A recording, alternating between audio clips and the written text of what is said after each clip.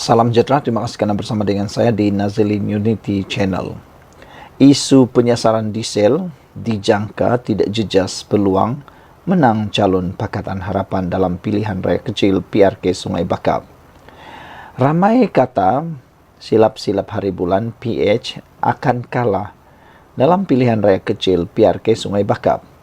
Namun demikian, menurut laporan ini, dijangka PN yang akan kalah, PH tidak akan kalah. Walaupun ramai yang menggunakan isu penyasaran diesel kononnya boleh memusnahkan Pakatan Harapan dalam pilihan raya itu, tetapi ada juga netizen kata dan penganalisis politik kata itu tidak akan menjadikan Pakatan Harapan kalah. Keputusan kerajaan melaksanakan rasionalisasi bahan api diesel dijangka tidak akan menjejaskan peluang calon kerajaan perpaduan untuk menang pilihan raya kecil PRK Dun Sungai Bakap bulan depan. Ahli Majlis Kerja Tertinggi UMNO, Datuk Seri Ahmad Maslad berkata, penjelasan berhubung penyasaran subsidi diesel perlu menjadi fokus utama jentera kerajaan perpaduan ketika ini supaya dapat meleraikan salah faham dan persepsi negatif orang ramai terhadap inisiatif tersebut. Beliau juga optimis calon di pihak kerajaan akan menang walau banyak isu sedang dibangkitkan di luar. Kita boleh memenangi walaupun ada banyak isu di luar sana yang bermacam-macam. Saya harap jentera penerangan membuat penjelasan yang tuntas dan padu mengenai penyelarasan subsidi diesel. Itu antara isu tumpuan utama di Dewan Undangan Negeri Sungai Bakap. Jadi, jika diberikan penerangan dengan teliti, saya yakin mereka boleh menerima penjelasan mengenai penyasaran subsidi diesel, katanya dalam sidang media lewat petang semalam. Mengulas lanjut, Ahmad Maslan yakin jentera Barisan Nasional dan Pakatan Harapan PH akan dapat bekerjasama untuk memenangkan calon kerajaan perpaduan kerana hubungan dua gabungan politik itu kini sudah semakin serasi selepas setahun setengah bersama.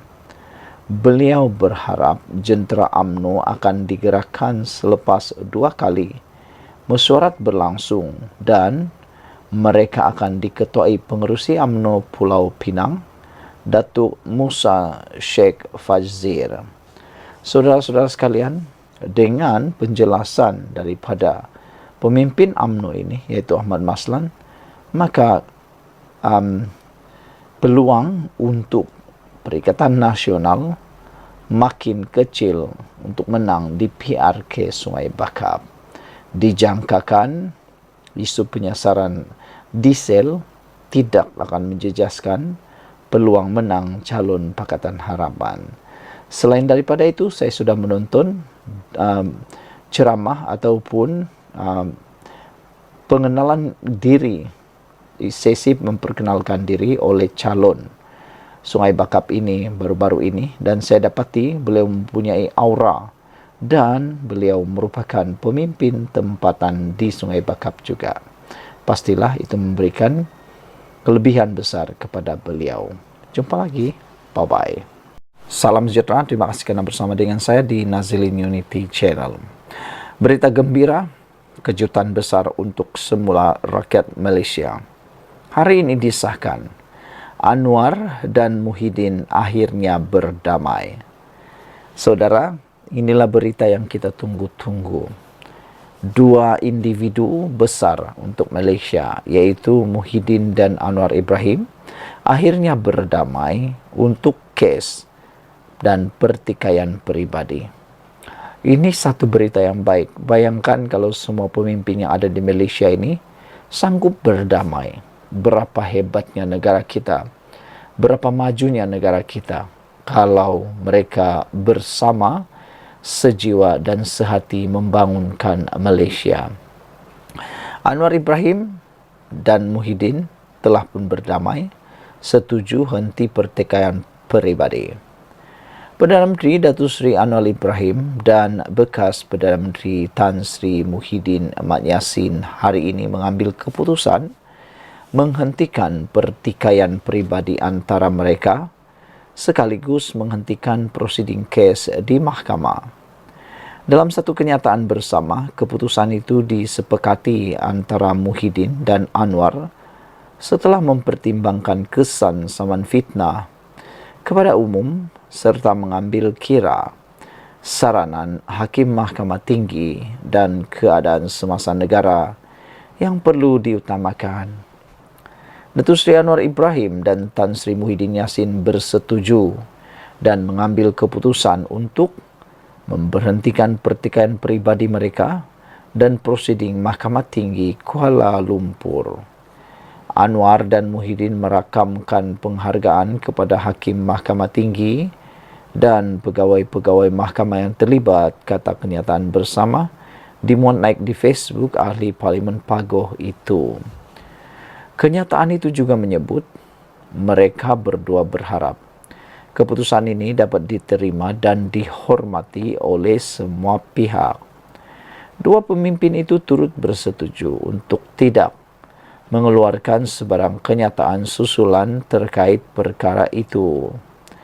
Anwar dan Muhyiddin berharap agar perkara ini tidak dijadikan bahan yang boleh mengganggu gugat kesejahteraan dan kestabilan awam serta keyakinan rakyat kepada institusi kehakiman negara, ujar kenyataan itu.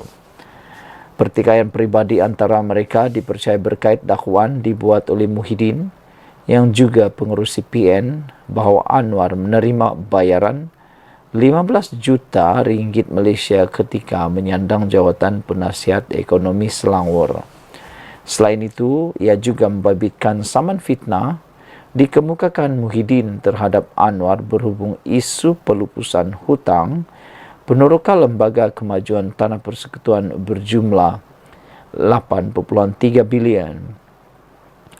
Media sebelum ini melaporkan ucapan Anwar yang mendakwa Muhyiddin hanya mengemukakan mengenai pelupusan hutang peneroka namun tidak menyelesaikan perkara berkenan ketika beliau menjadi Perdana Menteri. Anwar berkata selaku Menteri Kewangan, beliau baru saja menandatangani dokumen kelulusan terbabit pada akhir Jun lalu. Atas sebab itu, saman dikemukakan oleh Muhyiddin. Saudara, ini satu berita baik dan patut kita sokong. Apabila Anwar Ibrahim dan Muhyiddin berdamai, setuju henti pertikaian peribadi. Kita jumpa lagi. Bye-bye. Salam sejahtera. Percaya atau tidak, ini kejutan paling besar Rosmah Mansur berkait dengan kes 1MDB. Siapa sangka Rosmah Mansur sanggup lakukan ini, yaitu dia berjanji dan telah pun membuat satu aku janji untuk tidak berurusan barang mewah mungkin dikait 1MDB. Rosmah Mansur hari ini memberi aku janji kepada Mahkamah Tinggi Kuala Lumpur untuk tidak memindahkan atau berurusan dengan beberapa beg tangan, barang kemas dan barangan lain yang kemungkinan menjadi sasaran tuntutan mahkamah Amerika Syarikat dolar 346 juta bersamaan 1.63 bilion ringgit Malaysia 1MDB terhadapnya. Peguamnya Reza Raim dan Muhammad Syafi Abdullah memberi aku janji itu kepada Hakim Mahkamah Sivil Adlin Abdul Majid berhubung tuntutan mahkamah melibatkan barang kemas dan barangan mewah lain yang didakwa dibeli dengan dana yang digelapkan daripada 1MDB. Semasa pengurusan kes hari ini, Peguam 1MDB Lim Chi Wei bersetuju dengan aku janji itu. Sementara menunggu pendengaran permohonan 1MDB untuk instruksi bagi menghalang isteri bekas Perdana Menteri itu daripada berurusan atau memindahkan aset sementara menunggu pelupusan saman. Perbicaraan instruksi masih belum ditetapkan. Pasukan Peguam Rosmah memaklumkan Adlin bahawa mereka memerlukan masa untuk meneliti senarai barangan mewah yang didakwa di bawah milikannya dan kawalannya bagi membuat persediaan menghadapi perbicaraan instruksi. Semasa prosiding itu, Safi maklumkan bahawa pasukan peguamnya akan memfailkan permohonan untuk membatalkan tuntutan mahkamah. Reza juga memaklumkan bahawa mereka akan memfailkan permohonan lain untuk Adlin menarik diri daripada mendengar saman itu. Di bawah undang-undang, defendant diberi hak untuk memfailkan permohonan untuk memecat hakim daripada tindakan sivil atas alasan risiko berat sebelah. Adlin kemudiannya menetapkan 26 Jun untuk mendengar permohonan Rosmah. Pada 9 Mei, 1MDB dan 10 yang lain memfailkan writ saman 346 juta US dollar terhadap Rosmah dan seorang individu bernama Sabnam Naraindas Daswani. Menurut salinan writ itu, 11 pelanatif itu mendakwa Rosmah menerima beribu-ribu barang kemas, jam tangan dan beg tangan yang dibeli oleh Sabnam, di mana barang-barang itu didakwa dibeli bukan dengan wang kedua-dua mereka, tetapi dengan dana yang didakwa diselewengkan daripada 1MDB dan pelanatif lain. Saudara-saudara sekalian, sebanyak 320 pembayaran berjumlah 346 juta US dollar telah dibuat dakwa mereka. Selain mendapatkan perintah untuk memaksa Rosmah membayar lebih 346 juta US dollar kepada mereka, pelanatif juga meminta Mahkamah Sibil memaksanya dan defendant lain membayar ganti rugi atau pempasan yang setimpal untuk dinilai kemudian ganti rugi teruk dan atau teladan. Sekian dulu untuk kali ini. Jangan lupa tinggalkan komen anda. Bye. Salam sejahtera. Terima kasih kerana bersama dengan saya di Nazilin Unity Channel. Hari ini tular di media sosial berkaitan dengan keadaan fizikal Faisal Halim, penyerang sensasi, pemain bola sepak Malaysia sensasi. Baru-baru ini kita digemparkan apabila berlaku serangan simbahan asid terhadap pemain kesayangan Malaysia ini yang telah memenangi anugerah penjaring terbaik ataupun jaringan tercantik ketika Piala Asia baru-baru ini. Faisal Halim, pemain yang luar biasa, kecil-kecil cili api dan sangat bagus bermain. Bagaimanapun kita digemparkan dengan keadaan fizikal tubuh Faisal Halim yang telah dimuat naik di banyak platform, keadaan tangannya yang terbakar, kepalanya yang juga ada bekas terbakar, dan juga keadaan emosi beliau. Namun demikian, yang paling menggembirakan kita ialah ini tindak balas respon Anwar Ibrahim, Perdana Menteri Malaysia, berkait dengan isu panas di Malaysia, iaitu kes Faisal Halim dan juga kes Zian Rayyan. Saudara-saudara sekalian, Anwar akhirnya tampil memberikan kenyataan berkait dua isu yang panas dalam masyarakat ini, yaitu kata Anwar Ibrahim, saya juga nak tahu, macam kita juga. Sama seperti Anwar Ibrahim, saya pun nak tahu. Bagaimana dengan anda? Pasti anda pun nak tahu siapa pembunuh Zian Rayyan dan siapa pelaku khianat menyimbah asid ke atas Faisal Halim. Dan anda pasti nak tahu juga kan, Anwar Ibrahim kata dia mahu Polis melakukan siasatan rapi terhadap semua kes yang mendapat perhatian umum, khususnya membabitkan pemain Harimau Malaya Faisal Halim dan pembunuhan kanak-kanak autism Zian Ryan Abdul Matin. Menegaskan tidak akan sesekali campur tangan, Perdana Menteri berkata, beliau memahami keresahan rakyat membabitkan kes terbabit. Sebagai sekarang riuh rendah kes penderaan pemain bola sepak, kes pembunuhan seorang kanak-kanak OKU, kata Anwar Ibrahim, kita prihatin. Saya Perdana Menteri, tetapi saya juga manusia. Saya juga nak tahu mengapa sampai jadi begini. Siapa yang sampai hati boleh dera dan bunuh dengan kejam seorang anak? Kalau saya, kata Anwar Ibrahim, saya nak polis jawab esok. Tapi proses kena lalui. Kita tak peduli siapa, tapi saya faham rakyat juga rasa resah, katanya lagi.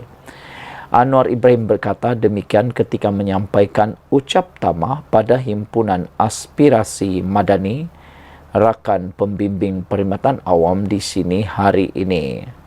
Saudara, saya pun nak tahu juga seperti Anwar Ibrahim, siapa pelakunya yang kejam ini, dan kalau boleh, kalaulah orang itu tertangkap, khususnya yang menyimba asid terhadap Faisal Halim, apa kata kalau dia dihukum, berikan hukuman yang paling setimpal sekali. Ada rakan-rakan peminat bola sepak, peminat Faisal Halim kata, buat macam yang dia buat. Kalau dia simbah asid terhadap Faisal Halim, beri dia rasa juga setitik air asid itu. Macam mana rasanya sakitnya dialami oleh Faisal Halim, kata netizen. Bagaimana pula dengan Anda? Tinggalkan komen Anda. Kita jumpa lagi. Bye-bye. Salam sejahtera. Akhirnya satu lagi rahsia. Parti Bersatu Parti Muhyiddin didedahkan oleh ahli parlimennya sendiri. Kita agak terkejut apabila bekas ahli parlimen yang telah dipecat oleh Bersatu ini tiba-tiba tampil mendedahkan taktik yang digunakan oleh Parti Bersatu yang dianggap terancang dan juga dianggap licik.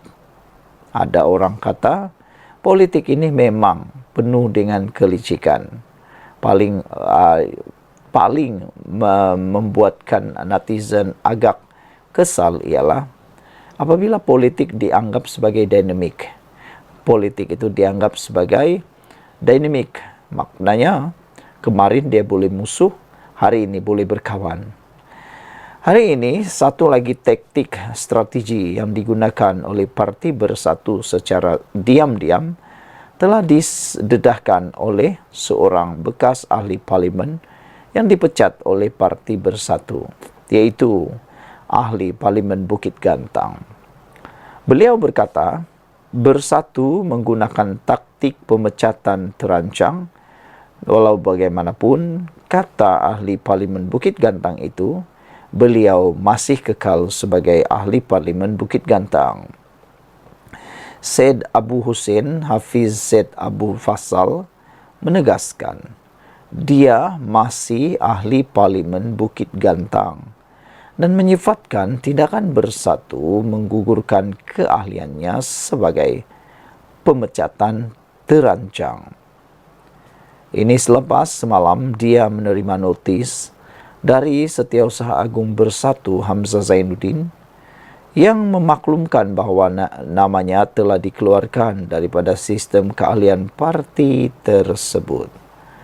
Muslihat Parti Bersatu apabila membuat pindaan perlembagaan parti untuk memecat keanggotaan saya, membuat ugut-ugutan tersebut.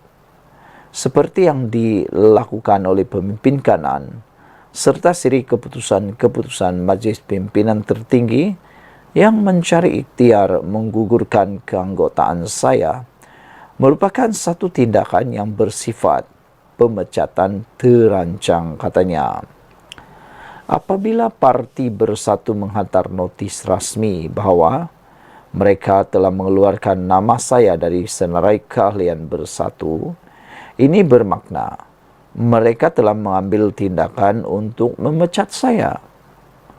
Perkara 49E dalam kurungan 2 kurungan C telah jelas menyatakan bahawa kedudukan saya selaku ahli Dewan Rakyat tidak terhenti apabila parti memecat saya daripada keanggotaan parti setelah nama saya dikeluarkan daripada Senarai Keahlian, katanya dalam kenyataan hari ini.